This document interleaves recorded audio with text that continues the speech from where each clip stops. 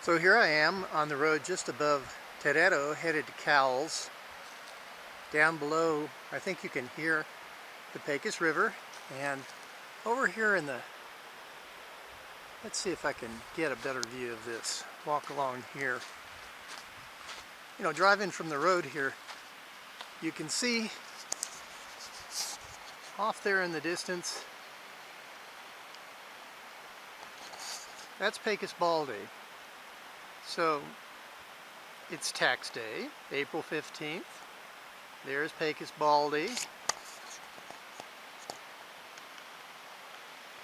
So today I'm going to take a nice little walk in the forest. Okay, so here we are at Jack's Creek.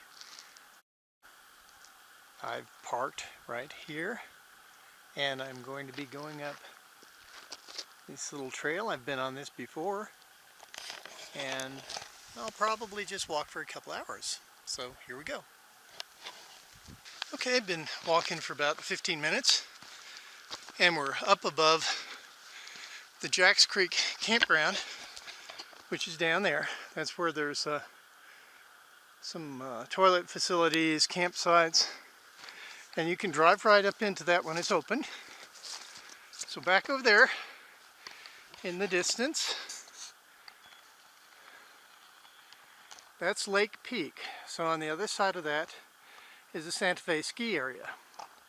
And then if I pan around to the right, over there in the distance, that's Pecos Baldy. And I don't intend to go that far today, but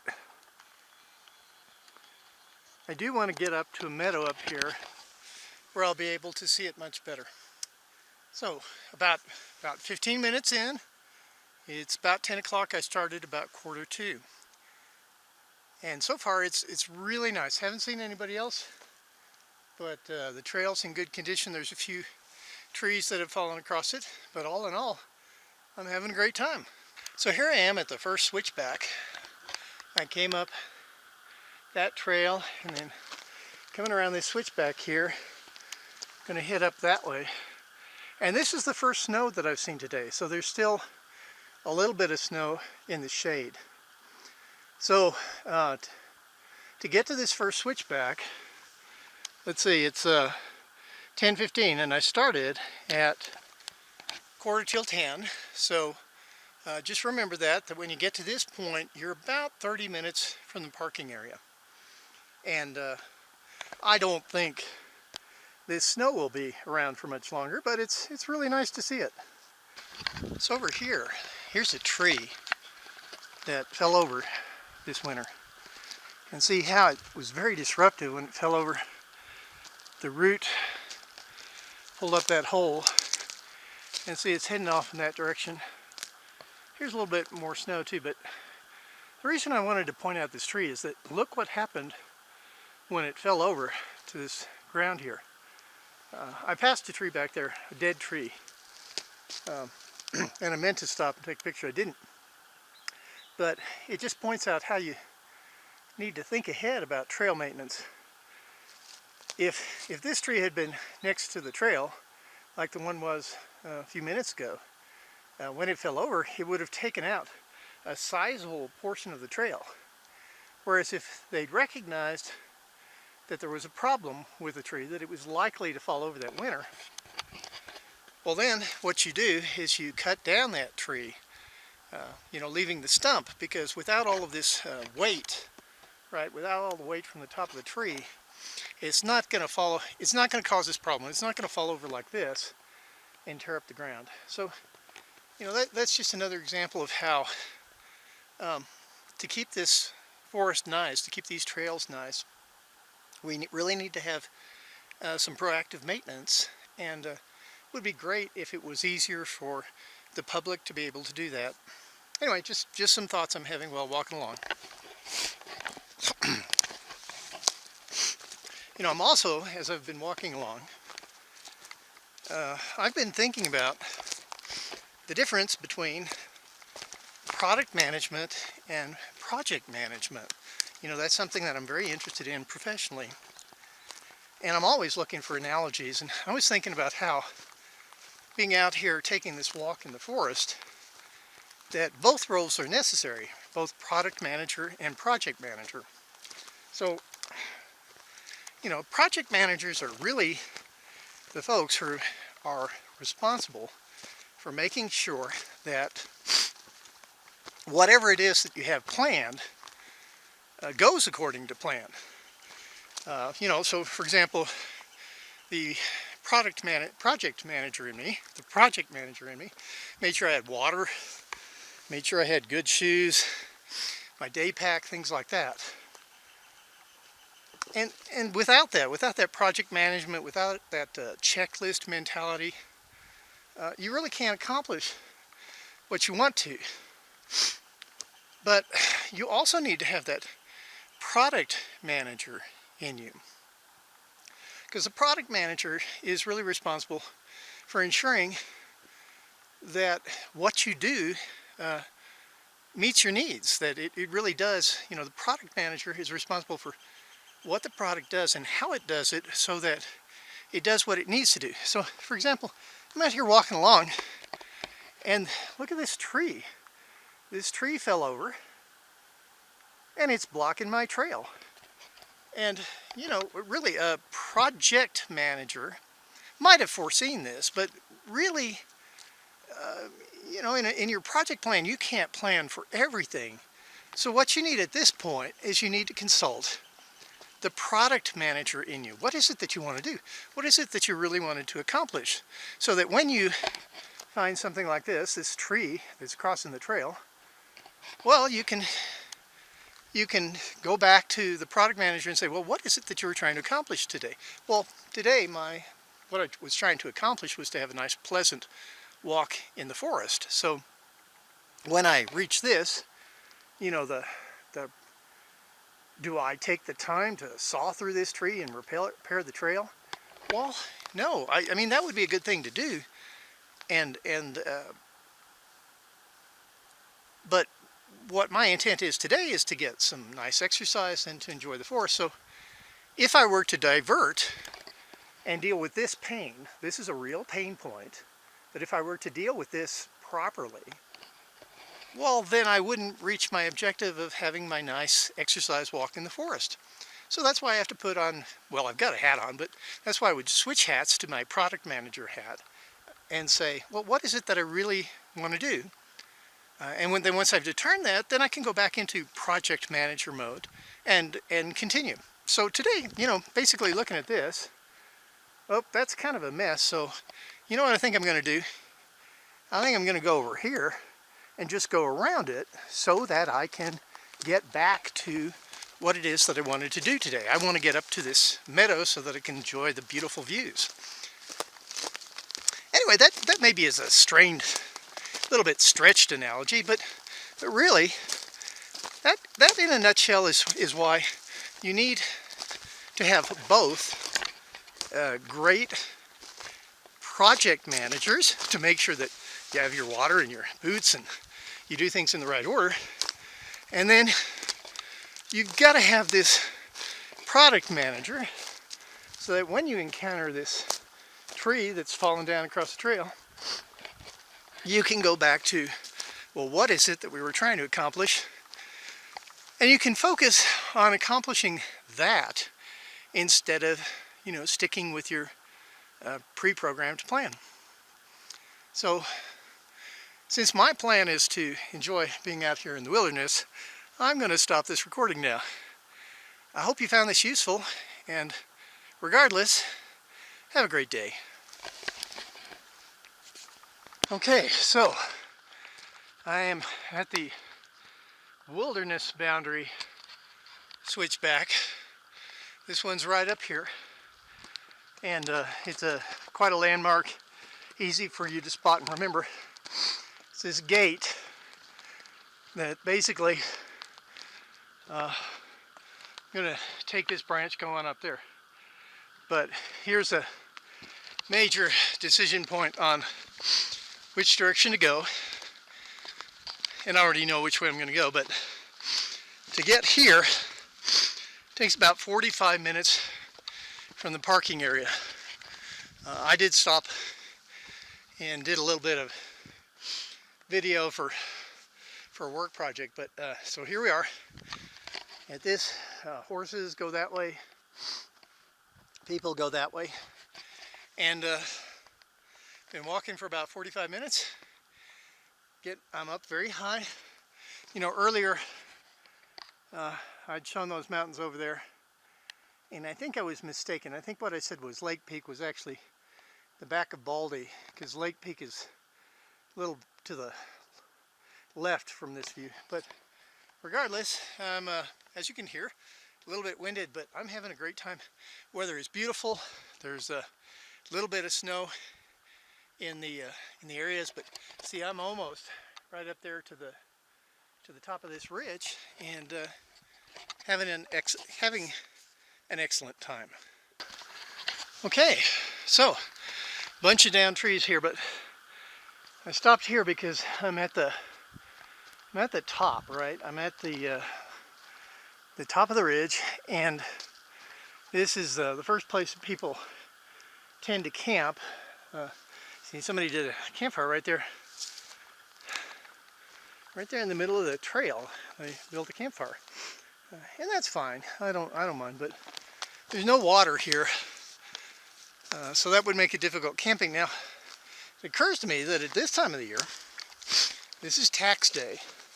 There's still enough snow in the dark spots that you probably could get enough water from that to meet your needs. So you'd still want to carry water for emergencies, of course, but you might be able to get away with it. Oh, there's that big pile of rocks. Can't really see it there, but through the trees there's this great pile of rocks. It's fun to hang out on, but I'm gonna keep going this way. What I want to do is I want to go up here. There's a nice meadow, and you know, depending on how I feel on my way back, I may or may not go up on the pile of rocks that's over there, which is really cool pile of rocks. But so it takes about an hour. There's the big meadow over there through the trees. Let me see if I can zoom in. See over there, that's the big meadow. There's usually cattle there in the summer. Don't know what they'll be there now. And what I'm going to do is I'm going to keep on going over this way to check that out. I've been walking about an hour. It's 11:15. Not going to keep going much longer, but I do want to go over there and see the pretty views from there. So, having a great time. Okay, it's about 11, hour and 15 minutes, and I'm coming up to the big meadow here. Off to my left, which is west, is the big grove of aspens. It's too early for them to be sprouting out, but the grass is already green. The view is lovely as always. That is the valley of the Pecos River right there. It's just a little creek up here. Back over there, that's, once again, that's back of Lake Creek. From here, I think you can see it's the back of Baldy and Lake Creek, and maybe you can see the Puerto de Luna Pass back over there. Anyway, about an hour, 15 minutes. I did stop a few times, so maybe you could make it in an hour. But right here, I'm now at the fork to go over to Jack's Creek, to be back up there through the trees. Terry and I have been up there before. Or go up to this direction to Beatty's cabin, which I think is a trail I want to take very soon. It's kind of overloved, so it's been blocked. But I think what I'm going to do now, in honor of it being tax day and all, I think instead of going over here into the trees, I think I'll go up the meadow to that grove of trees, sit down, enjoy the view, and then head on back. Anyway, having a wonderful time. So I've got a teachable moment here. Look at these ruts here. And this is something you see on these trails, especially in meadows. Now this has been exacerbated by cows going up and down this trail, but what caused the rut is really, if you can see, it's going from higher to lower without any curves, without any sinuosity, right? So what happens is, when you do have water, you do have runoff, it just goes straight down these trails, makes them deeper and deeper. So this one I'm walking on over here, same thing's going to happen to it. What really needs to happen here is there need to be some projects that will divert the water off to the side here, off of the trail, so that the trail doesn't become a creek. Because if the trail becomes a creek, the trail's going to go from being, when it dries out, it's going to be a gully. It's going to get deeper and deeper and deeper and deeper. So if a trail crew could come here and could do some rolling dips or other erosion control features to funnel that water off in this direction so it's not going along the trail, that would be a really good thing. Well, I got here and I decided I'd just come out in the meadow and try to get this view here. Alright, so let me zoom in a little. Alright, that is the back of Santa Fe Baldy. Over there is Puerta de Luna, which is the gap between Santa Fe Baldy and Lake Peak. Lake Peak is the kind of pointy one. That's where the ski area is. Come on around. That's probably the back of Atalaya there. Keep on coming around over here, and what we're seeing way over there, those two bumps, if I'm not mistaken, is Thompson Peak and Glorieta Peak, also known as Glorieta Baldy. And El Dorado is right on the other side of that one. Then we come over around here and we see the gorge of the Pecos River. Head on down there to Pecos and to Frankie's Casanova, which is a great place to eat. So I think we're going to head back over there a little bit up towards Jack's Creek, just a little bit, putz around a little bit, and then head on back.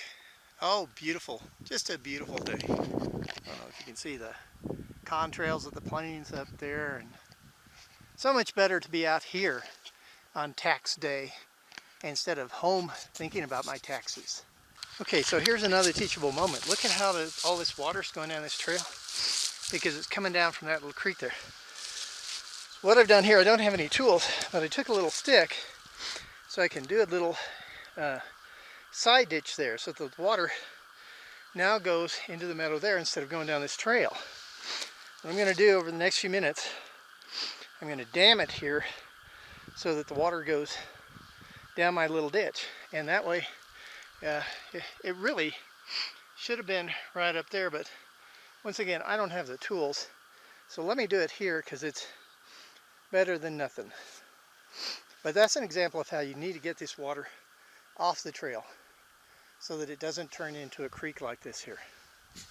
Okay, so once again, I didn't have any tools, I just had this stick, but what I've done is made this little diversion here, so the water that's on the trail, it's going out that way instead of going down the trail. And you can see this trail is already starting to dry out, which is what you want. You want dry trails. So by breaching that berm there and putting in, not really, what I'd want to do if I had a shovel, I'd want to build up on this side of it so that I'd have this little diversion thing so that the water can go off there, coming down here and getting off the trail as soon as possible, because that's really what we want. We want a nice dry trail, and just with a few minutes of work here without even the proper tools, I was able to make a difference and hopefully keep this section of the trail from needing major maintenance at some time in the future. It's that tiny little stitch in time makes nine kind of thing. Anyway, that was very gratifying. I wish I need to remember to bring a little trowel, hand trowel, or some sort of little tool so I could do it better. But this is better than nothing. Definitely improved the situation right here at this point. So I was curious where that water was coming from, and so I followed it. And see, this is the big meadow here, and that water is seeping through right here. So in fact what we've got is probably up there, probably the water from the snow that came into this meadow. It seeped down into the ground, and it's coming out of the ground here. Essentially a little seasonal spring. Look, there's even some rocks here. So at least at this time of the year, when you've got this seasonal spring, you could camp here because you've got this water. Now the water has been filtered by the ground, so it might be safe to drink, but there are a lot of cattle up here, and they like that meadow, and you know, they do on the meadow what cows do on meadows. So probably if you're smart, you would purify this water. You might even want to filter it. It looks very clear. It's actually really nice looking water, and it might be safe, but I think to be safe, use your purification tablets. But this is cool. This is an idea that at certain times of the year, it certainly would be fun to be out here camping, but there's not a lot of water sources. Well, here's a water source, and it's not because of all the grass. I mean, this is not a water source that happens a lot. Oh, by the way, look, elk, right? So elk like to do on the meadow what the cows like to do on the meadow. Another reason to purify this water. But there is enough water here that you could, you know, you wouldn't have to haul a tremendous amount of water up here in order to enjoy it. So anyway, I think that's enough for one day. I think I'm going to head on back. I'm going to follow this little creek, you know, back down to the trail, back down to where I did that little erosion control project, my good turn for the day, and then I'll head on down back to the car, slow meandering pace, having had just a wonderful time on tax day, April 15th, 2017, in the Pecos Wilderness area of the Santa Fe National Forest. Beautiful place to be, and my only regret is that you weren't here to enjoy it with me. So I hope you're having as good a day as I am. Alright, now it is noon, and I am at that first campsite at the top of the ridge and headed down. I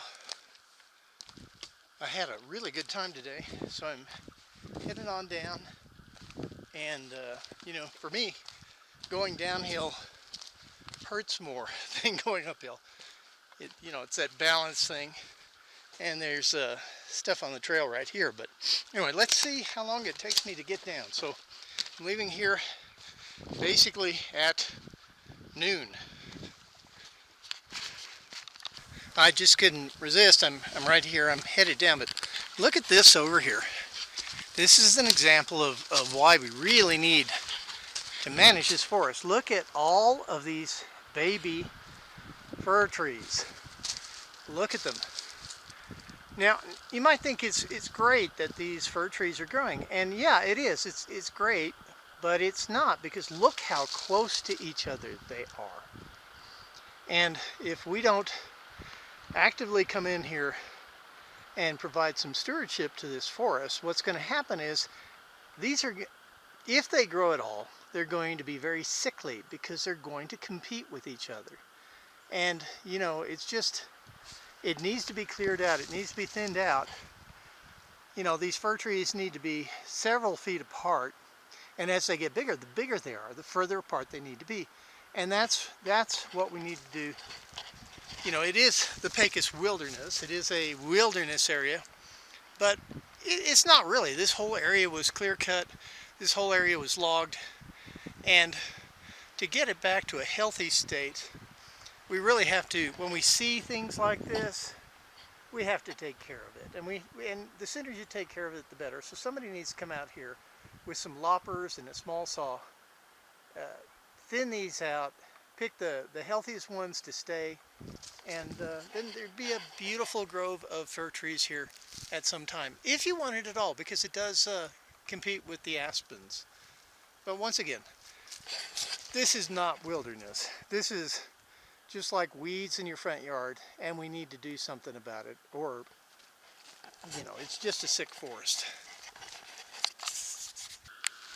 Okay, so it's now 1:45. I started at 1:45, and now I'm right above, don't know if you can see, but that's the Jack's Creek campground in there, so I'm pretty close, probably another 10 minutes, maybe 15 minutes. So basically, to go up to the meadow and putz around just a little bit and come back down takes about 3 hours. So that's reminds me of Gilligan and his friends who you know, went for a 3-hour cruise. So that didn't turn out so well, but if you want a nice 3-hour hike in the Santa Fe National Forest Pecos Wilderness area, drive on up to Jack's Creek, park your car, and take a nice walk. Okay, it's 10 till 1, right? And here I am. Here's my car parked down at Trailhead. So from the top, which I left at noon, I left that upper meadow at noon, to get down here takes about an hour. So I would say to get up to the top, about going uphill, about an hour and a half, and then to come down about an hour. And if, like me, you like to putz around for about 30 minutes or so, total round trip just a little over 3 hours. And very accessible, very easy to get here. Today was exceptional weather, and I hope this inspires you to go out and do something like this yourself. Have a great day.